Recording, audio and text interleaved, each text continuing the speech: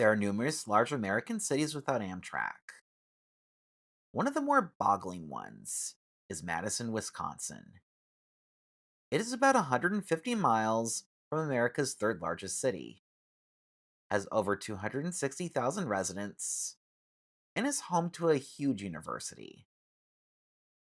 All of this would make Madison an amazing candidate for an Amtrak station with high ridership. Instead, it's an amazing candidate for another Rallying for Transit video where I propose rail service, because Madison has no Amtrak service. The southern and eastern terminus of this proposed line would be Chicago's Union Station. I don't feel an explanation is warranted here, given the size of Chicago. Heading out of downtown Chicago, my proposed line would follow Metro's Union Pacific West line for a bit. I'm content with letting the Union Pacific West line make most of the stops, but there are a couple of stops along the Union Pacific West line that this route would make. One of them would be at Elmhurst, and the other would be in Glen Ellen. As to why Amtrak would stop at these two places, it's because they are two of the 10 busiest metro stops outside of downtown Chicago. As such, having these two stops seems like a way to maximize ridership for my proposed line. Veering off of the Union Pacific West line, the following stop would be in Elgin. Elgin has a population of about 115,000 people. A stop here would offer a connection to a different metro route, the Milwaukee District West Line. There would then be a stop in Marengo. Marengo has a population of close to 7,600 people. This would be followed by a stop in Belvedere. Belvedere has about 25,000 people. It is also apparently dubbed as the City of Murals. I've never been to Belvedere, so if someone who's been there could independently verify or deny that, I'd appreciate that. Anywho, the following stop would be in Rockford. It is a city of close to 150,000 people, and is the most populous city in Illinois outside of metropolitan Chicago. Amtrak's plan for future service, called Amtrak Connects Us, use Chicago to Rockford as a major enough connection to propose that as a line of its own. And yet, we are not stopping with Rockford.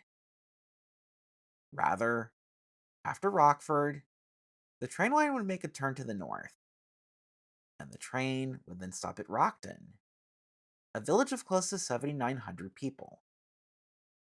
Rockford, Rockton. What next? Rockville? Oh, wait. There is a Rockville Township in Illinois. But at least it's not near Rockford or Rockton. Before I start to get obsessed with places that have rock as a prefix, I should continue talking about this proposed line of mine. The proposed line would cross into Wisconsin, and the first Wisconsin stop would be in Beloit. Beloit has over 36,000 people. The city is also home to a baseball team with one of the odder nicknames I've seen, the Skycarp. What on earth is Skycarp? If anyone can educate me on that, please let me know in the comment section below. The following stop north of Beloit would be in Janesville, a city of about 65,000 people. Janesville, as well as the aforementioned Beloit, are part of the Janesville-Beloit metropolitan area, which has an estimated 165,000 people. Following Janesville would be Edgerton. It has a population of around 6,000 people. It's the smallest place this route would serve, but Edgerton has experienced significant growth in recent decades. While no city's or town's growth is endless, the growth of this place is such that having a stop there is a good move for Edgerton's future, as well as for this proposed line. I'd then have a stop in Stoughton. Stoughton has a population of about 13,000 people. A fun fact about Stoughton: it is a city with a lot of Norwegian heritage. The last stop would be in Wisconsin state capital, Madison. It is a city with about 270,000 people, and it is growing rather quickly. Madison is home to the University of Wisconsin at Madison, which has over 34,000 undergraduate students. That massive population of students, by itself, serves as a solid ridership base for Madison, since college students are less likely to own cars than other Americans. This proposed line would connect Chicago, Rockford, Janesville, and Madison to one another. But would this line be any good? Here are my thoughts. There is no doubt in my mind that Chicago to Madison is exactly the sort of connection that would get a ton of riders. As these two cities are 160 miles from each other by way of this line, a well executed rail connection between these two cities could facilitate a 2 hour commute between Chicago and Madison. And considering that you have to wait at the airport for 2 hours before your flight, not to even mention the flight itself or baggage claim once your flight is over, it's completely possible that a good Chicago to Madison train line would make it so superior that flying between the two cities would become obsolete. And would certainly give driving a run for its money, at the very least.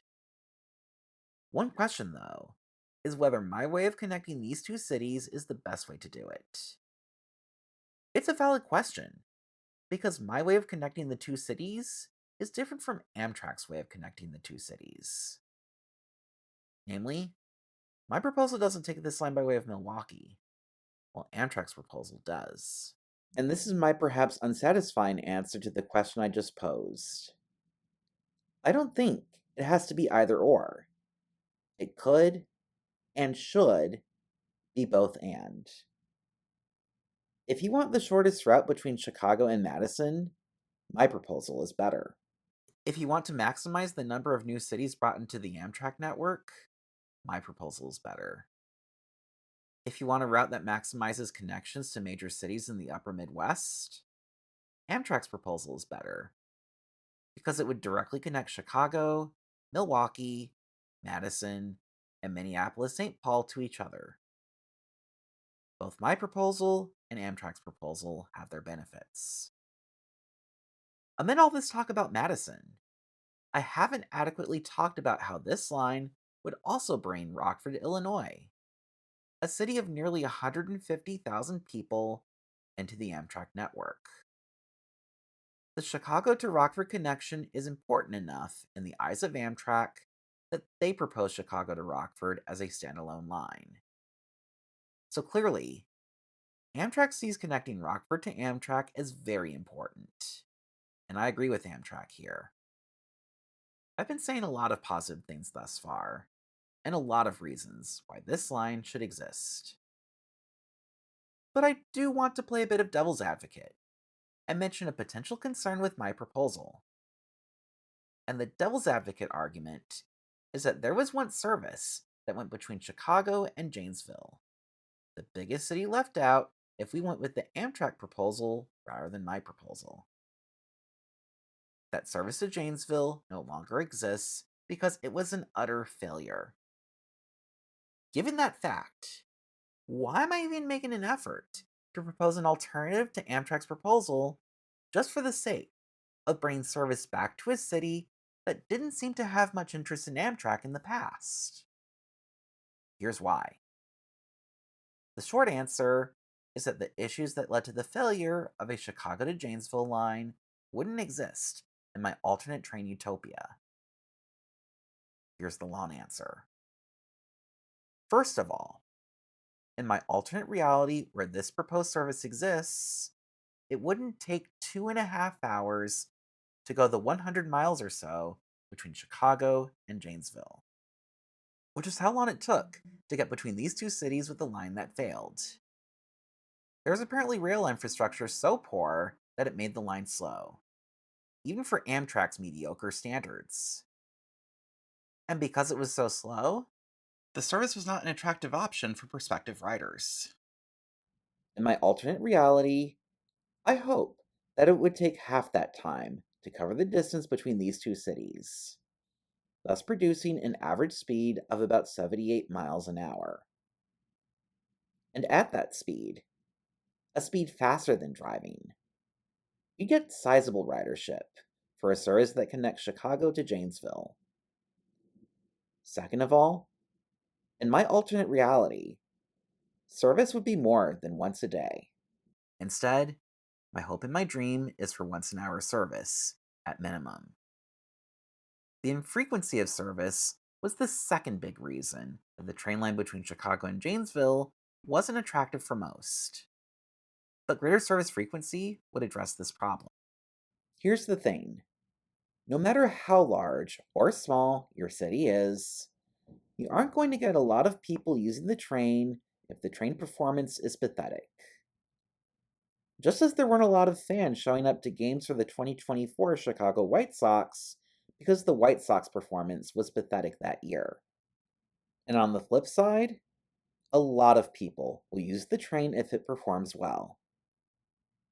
As such, I believe that if you provide good, frequent service between Chicago and Madison by way of Janesville, a lot of people will use the service. So many that the train could easily become the dominant mode of transport in that area.